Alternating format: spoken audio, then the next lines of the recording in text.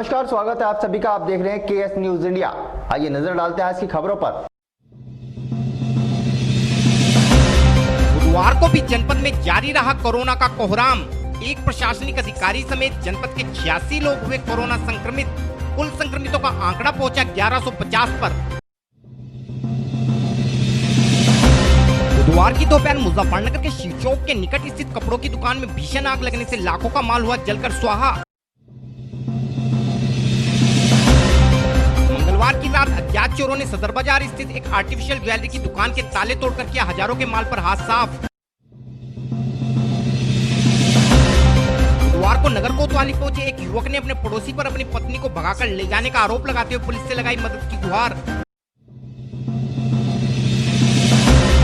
मंगलवार की रात अज्ञात चोरों ने मीरापुर के योगमाया मंदिर में घुसकर किया लाखों की नकदी व जेवरात पर हाथ साफ। बुधवार को कचहरी स्थित एसएसपी कार्यालय पहुंचे पचेंडा क्षेत्र के कश्यप समाज के लोगों ने विगत दिनों पचेंडा क्षेत्र में हुई घटना के सभी आरोपियों की गिरफ्तारी की मांग को लेकर प्रशासन को सौंपा प्रार्थना पत्र। बुधवार को मुजफ्फरनगर में सपा के वरिष्ठ नेताओं ने मोरना हत्याकांड पर आगामी रणनीति तय करने हेतु किया बैठक का आयोजन।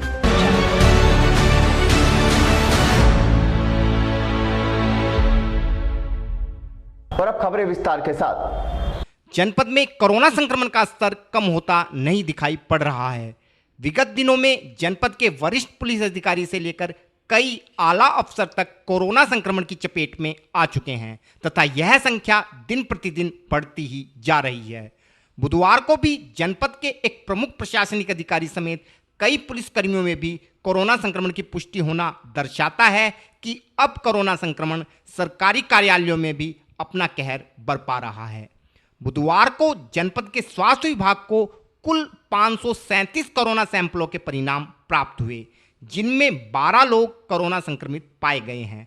इसके अलावा प्राइवेट लैब से प्राप्त परिणाम के आधार पर 13 व ट्रूनेट मशीन के माध्यम से एक व्यक्ति में कोरोना संक्रमण की पुष्टि हुई है। साथ ही बुधवार को भी जनपद के 59 लोग रैपिड किट के माध्यम से किए गए टेस्ट में कोरोना पॉजिटिव पाए गए हैं तथा जनपद निवासी एक व्यक्ति में मेरठ मेडिकल कॉलेज में हुई जांच के दौरान कोरोना संक्रमण की पुष्टि हुई है।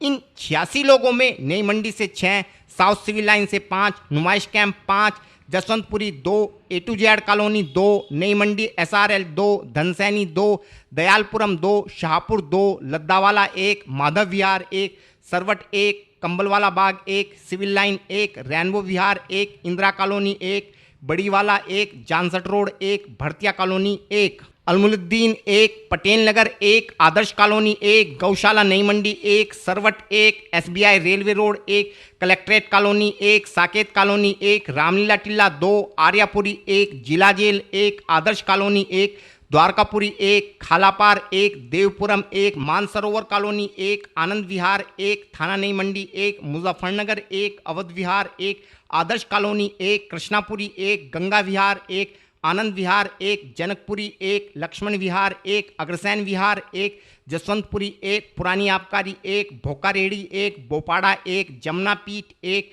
गणेशपुरी 1, शेखपुरा 1, नगली 1, घासीपुरा 1, पीन्ना 1, कुकड़ा 1, नरा 1, चरथावल 1, लोहारी खुर्द 1, पुरा 1, काकड़ा 1 तथा गढ़ी बहादुरपुर से एक व्यक्ति कोरोना संक्रमित पाया गया है। इसके अलावा बुधवार को भी जनपद के 64 लोग कोरोना संक्रमण से मुक्त हो गए हैं तथा अब जनपद में कुल संक्रमितों की संख्या 1150 है।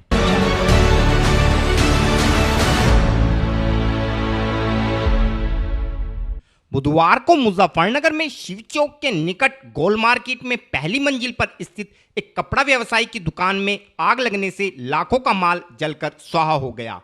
दुकान में आग लगने से क्षेत्र में अफरा तफरी का माहौल पैदा हो गया तथा आस पड़ोस के दुकानदार भी आग की भयावता को देखकर अपनी दुकानों में लगा सामान समेटने लगे। प्रथम दृष्टया आग लगने का कारण बिजली का शॉर्ट सर्किट बताया जा रहा है। हमारे चैनल को मिली जानकारी के अनुसार नगर के शिव चौक के निकट स्थित गोल मार्केट की पहली मंजिल पर राणा गवर्नमेंट्स के नाम से श्री हयात राणा की कपड़े की दुकान है। बुधवार की दोपहर अचानक ही विद्युत तारों में हुए शॉर्ट सर्किट के कारण दुकान में भयंकर आग लग गई। आग की भयावता को देखते हुए तुरंत आसपास के लोगों ने इसकी सूचना दमकल विभाग को दी, जिसके बाद अग्निशमन अधिकारी श्री ऋषभ पवार स्वयं अपने साथ फायर ब्रिगेड की 2 गाड़ियों को लेकर मौके पर पहुंचे। मौके पर बिजली के तारों से भयंकर चिंगारी निकल रही थी, जिन्हें देखकर सर्वप्रथम क्षेत्र की विद्युत आपूर्ति बंद कराई गई तथा उसके बाद दमकल कर्मियों ने आग बुझाने के प्रयास प्रारंभ किए। घंटों की मशक्कत के बाद आग पर काबू पाया जा सका। हालांकि तब तक दुकान का अधिकांश सामान जलकर खाक हो चुका था, लेकिन शुक्र की बात रही कि इस अग्निकांड में कोई भी जनहानि नहीं हुई। इस विषय में और अधिक जानकारी देते हुए एक प्रत्यक्षदर्शी तथा अग्निशमन अधिकारी श्री ऋषभ पवार ने बताया। हयात राणा जी की दुकान है और ये रेडीमेड की दुकान है। अचानक इन्वर्टर के अंदर शॉर्ट सर्किट हुआ, उसी से आग दुकान में फैली। हयात राणा जी उस समय दुकान में थे। आग इतनी जल्दी फैली कि उन्हें संभलने का मौका भी नहीं मिला और पूरी दुकान उनकी जलकर राख हो गई।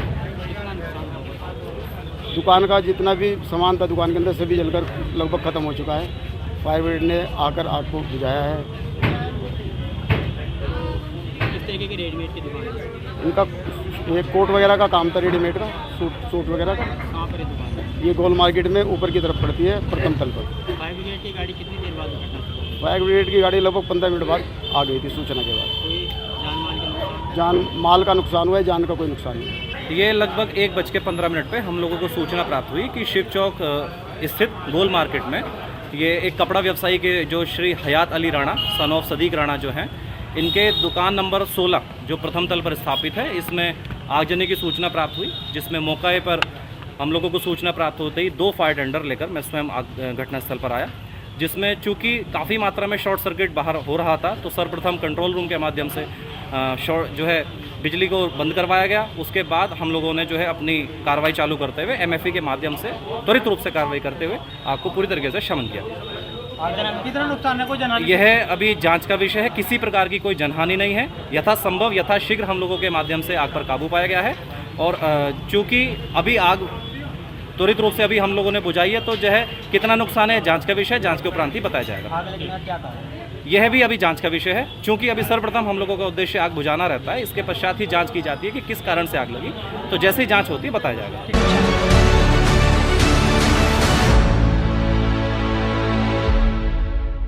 मंगलवार की रात मुजफ्फरनगर के सदर बाजार में स्थित एक आर्टिफिशियल ज्वेलरी की दुकान के ताले तोड़कर अज्ञात चोरों ने दुकान के गल्ले में रखी नकदी समेत हजारों रुपए के सामान पर हाथ साफ कर दिया। दुकान मालिक को चोरी की घटना का पता उस समय लगा जब बुधवार की सुबह वह दुकान खोलने के लिए पहुंचा। दुकान के ताले टूटे देखकर दुकानदार के पैरों के नीचे से जमीन खिसक गई, जिसके बाद दुकानदार ने पूरे मामले की सूचना सिविल लाइन थाना पुलिस को दी तथा पुलिस ने मौके पर पहुंचकर पूरे मामले की छानबीन की। हमारे चैनल को मिली जानकारी के अनुसार सदर बाजार के मेन रोड पर गोयल आर्टिफिशियल ज्वेलरी के नाम से आर्टिफिशियल ज्वेलरी की दुकान है। बुधवार की सुबह जब दुकान स्वामी अपनी दुकान पर पहुंचे तो उन्होंने पाया कि दुकान के ताले टूटे हुए हैं, जिसके बाद उन्होंने पूरे घटनाक्रम की सूचना पुलिस को देते हुए दुकान में हुए नुकसान का आकलन किया। कुछ देर बाद सिविल लाइन थाना पुलिस ने मौके पर पहुंचकर मामले की छानबीन करते हुए दुकान मालिक से घटना की जानकारी ली। दुकान मालिक के अनुसार दुकान में लगभग 50 से 60 हजार का नुकसान हुआ है। इस विषय में और अधिक जानकारी देते हुए सदर बाजार रेडीमेड वस्त्र व्यापार एसोसिएशन के अध्यक्ष विजेंद्र गोयल ने बताया। मैं यहाँ पे वैसे यहाँ का अध्यक्ष हूँ रेडीमेड वस्त्र व्यापार एसोसिएशन का, और ये मेरे वाले छोटे वाले भाइयों की दुकान है Goyal jewellery and general store. और इसमें आज मेन रोड की तरफ से ताले तोड़कर शटर उठाकर चोरी हो गई है। लगभग 50-60 हज़ार रुपये का नुकसान इसमें हुआ है।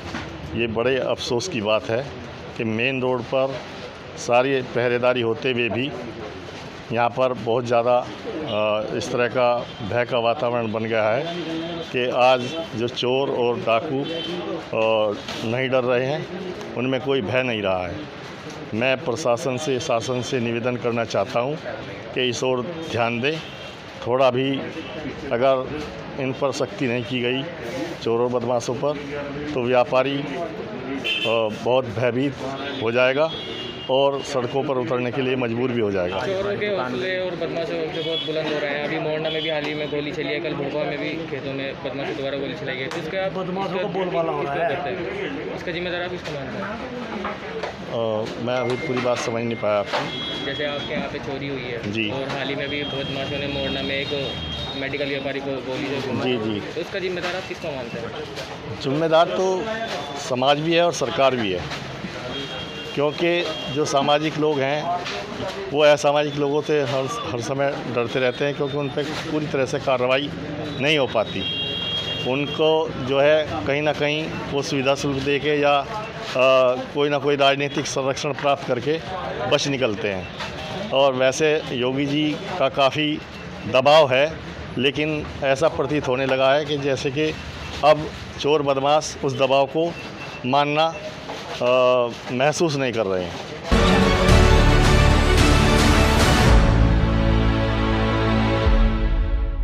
बुधवार को मुजफ्फरनगर में नगर कोतवाली पहुंचे एक युवक ने अपने पड़ोसी पर उसकी पत्नी को बहला फुसलाकर भगा ले जाने का आरोप लगाते हुए आरोपी की गिरफ्तारी के साथ साथ अपनी पत्नी व बच्ची की बरामदगी की गुहार भी पुलिस प्रशासन से लगाई है। हमारे चैनल को मिली जानकारी के अनुसार मुजफ्फरनगर में नगर कोतवाली क्षेत्र के शहाबुद्दीनपुर रोड निवासी तालीम हरियाणा के सोनीपत में कार्य करता है।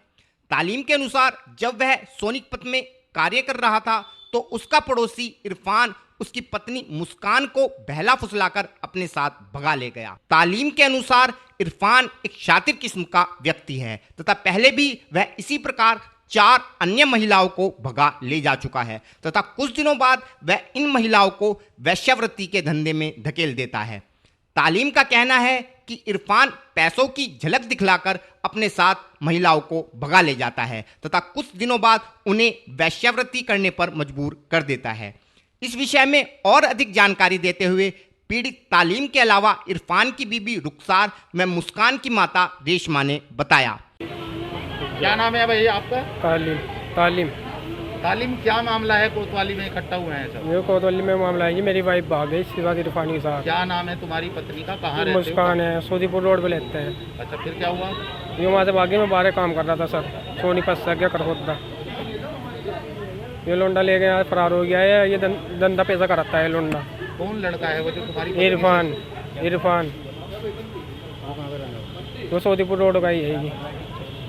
तो मतलब तुम्हें छोड़ते हुए उसके पास क्यों गई? भाई वो धंधा पैसा कराता है, बगासी करता है, लोंडे वो पैसों ही जल के दिखाता है। पहले भी 4 रोज छोड़ चुका है। जो छठी को लेकर गए 5वीं इसकी हुए है, ये अभी फैसला नहीं दिया जो 5वीं है। अब तुम क्या चाहते हो? मैं ये चाहता हूँ मेरी बीवी और मेरे बच्चे मुझे मिल जाए। लेकिन बताया जा रहा है कि कोर्ट के आदेश से हुई है शादी, फिर तो पुलिस विभाग भी कुछ नहीं कर पाएगा उसमें। सर मैं इससे लाख लो छोड़ना नहीं, अपनी बीवी को छोड़ना, ना अपने बच्चों को छोड़ना। बीवी नहीं मिली तो क्या करोगे? बीवी नहीं मिली तो जी इससे सीढ़ी होकर मरेंगे। रुखसार। रुखसार, क्या मामला है? जी मेरा घर वाला एक लड़की को लेकर भाग गया शादीशुदा को। मेरे से ना तो तलाक ली ना कुछ लिया। अब तक बिना मेरे से बिना तलाक के शादी नहीं होनी चाहिए। ना होती तो नहीं। कौन सी शादी है इसकी? छठी शादी है। आपकी कौन सी है? मेरी तो दूसरी जी, मुझे पता नहीं था।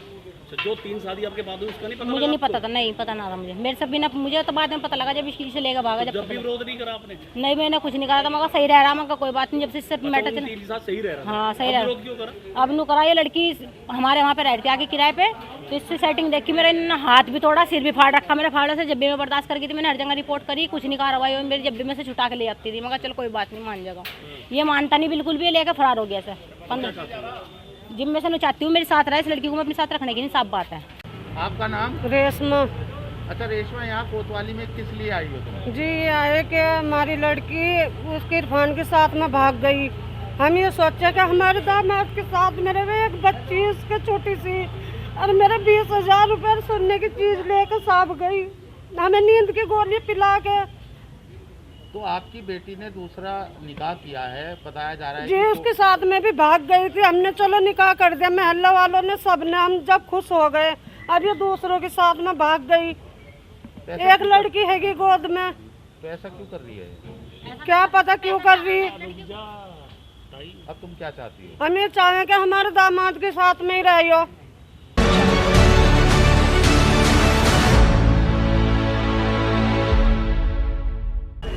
वक्त हो चला है केएस न्यूज इंडिया में एक छोटे से ब्रेक का।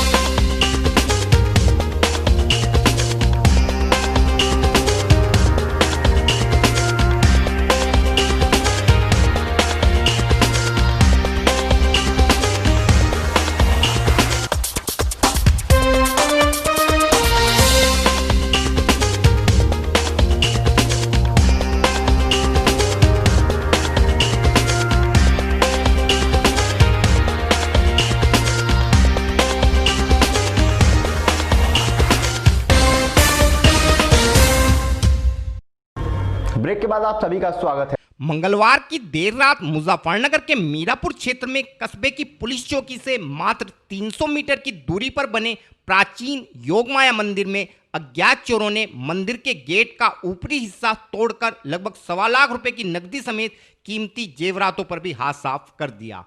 हमारे चैनल को मिली जानकारी के अनुसार मीरापुर कस्बे के पड़ाव चौक पर प्राचीन योगमाया मंदिर स्थित है। मंगलवार की रात अज्ञात चोरों ने मंदिर गेट के ऊपरी हिस्से को तोड़कर मंदिर में रखी 1.25 लाख रुपए की नकदी समेत मंदिर के कीमती जेवरात भी चोरी कर लिए। बुधवार की सुबह जब श्रद्धालु व मंदिर समिति के पदाधिकारी मंदिर में पूजा अर्चना करने पहुंचे तो उन्होंने मंदिर का गेट टूटा देखकर पूरे मामले की जानकारी मीरापुर पुलिस को दी। चोरी की सूचना के बाद मीरापुर पुलिस तुरंत मौके पर पहुंची तथा घटनास्थल का मुआयना करते हुए मामले की छानबीन में जुट गई। मंदिर पदाधिकारियों के अनुसार मंदिर की देखभाल करने वाले सरदना क्षेत्र के गांव फतेहपुर निवासी महाराज भी घटना के बाद से ही संदिग्ध परिस्थितियों में लापता हैं, जिस कारण मंदिर पदाधिकारियों ने महाराज द्वारा ही इस चोरी को अंजाम देने की आशंका जाहिर की है। इस विषय में और अधिक जानकारी देते हुए मंदिर समिति पदाधिकारी श्री रजनीश गर्ग ने बताया। क्या नाम है जी? रजनीश कुमार। अच्छा भाई साहब, रात क्या घटना हुई है? रात हम यहाँ से लगभग 8 साढ़े 8 बजे मंदिर की सफाई करके गए, तो उसके बाद यहाँ सुबह फ़ोन आया। सुबह पता चला रात को महाराज सपेट के चले गए। सारा सामान लगभग 1.25 लाख रुपए के आसपास की नकदी है। माता पर चढ़ा हुआ जो भी गहना है वो भी लगभग 200 ग्राम के आसपास का है। उसमें कुछ सोने की लौंग भी है। वो सारे के सारे महाराज ने ताला तोड़ के सब करके सफा ये कौन सा मंदिर है? ये श्री महायोगमाया माँ मंदिर है। सोना चांदी में कितने के क्या क्या ले गए हैं? भाई पजेब है उनकी और कानों की वे हैं, बालियाँ होती हैं और लौंग हैं जो माता पर चढ़ती हैं। लगभग कितना नुकसान होगा? लगभग 1.25 लाख तो कैश है जी हमारा जो है। बाकी अब 200-250 ग्राम वो लगा लो आप चांदी का जो भी।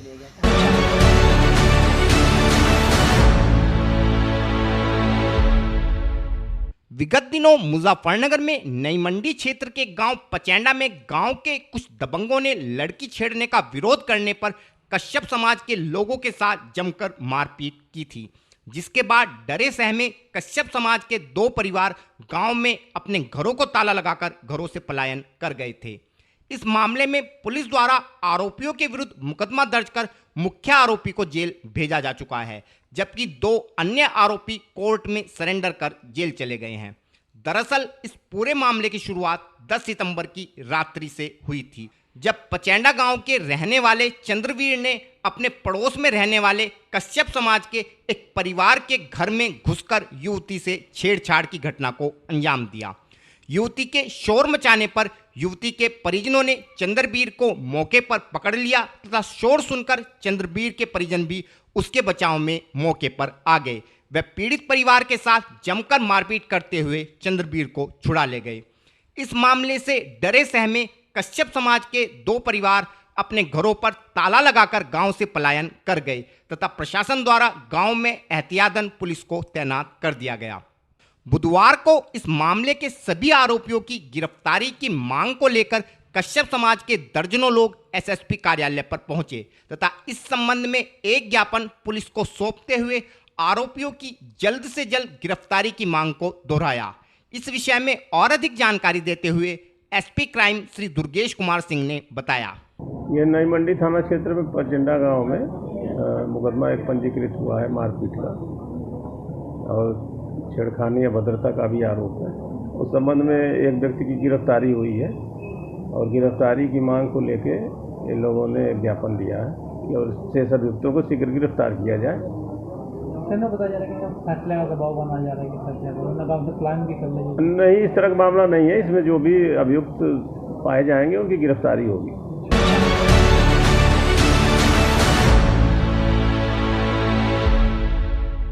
बुधवार को मुजफ्फरनगर में सपा के वरिष्ठ नेताओं द्वारा वरिष्ठ सपा नेता श्री चंदन चौहान के ग्राम नसीरपुर स्थित फार्म हाउस पर एक बैठक का आयोजन किया गया। बैठक के दौरान सपा नेताओं ने जनपद की मौजूदा कानून व्यवस्था पर चिंता जाहिर करते हुए विगत दिनों मोरना क्षेत्र में हुई मेडिकल स्टोर स्वामी की हत्या के मामले में प्रशासन के ढीले रवैये पर कड़ा रोष जताया तथा इस मामले को लेकर कचहरी परिसर में 1 दिवसीय धरने का ऐलान किया। बैठक के दौरान वरिष्ठ सपा नेता श्री गौरव स्वरूप ने विगत दिनों मोरना में केंद्रीय मंत्री डॉक्टर संजीव बालियान द्वारा किए गए पार्लियामेंट छोड़कर आने वाले बयान को बड़ा ही शर्मनाक व दुर्भाग्यपूर्ण बताया।